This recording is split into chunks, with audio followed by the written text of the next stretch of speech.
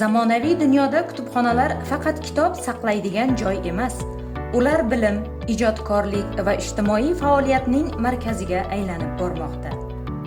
Ammo raqamli texnologiyalar rivojlangan bir davrda yoshlarni kutubxonaga jalb qilish va ularni kitobxonlikka undash kutubxonachilardan yangi, zamonaviy yondashuvlarni talab etadi.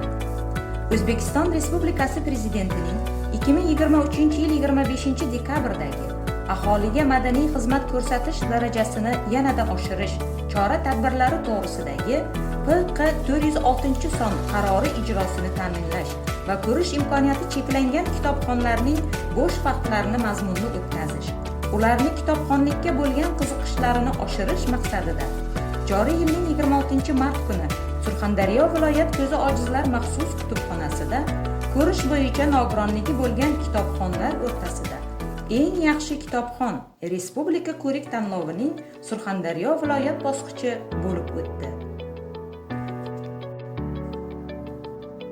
Tanlov ishtirokchilari nizomda ko'rsatilgan 3 ta shart bo'yicha o'zlarining bilim va mahoratlarini namoyish etishdi va ularning bilimlari hakamlar hay'ati a'zolari tomonidan 5 ballik tizimda baholanib borildi.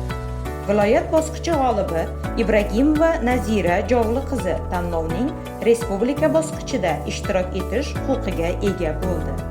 Tanlov g'oliblari viloyat ko'zi ojizlar maxsus kutubxonasi tomonidan tashkil etilgan esdalik sovg'alari va diplomlar bilan taqdirlandilar.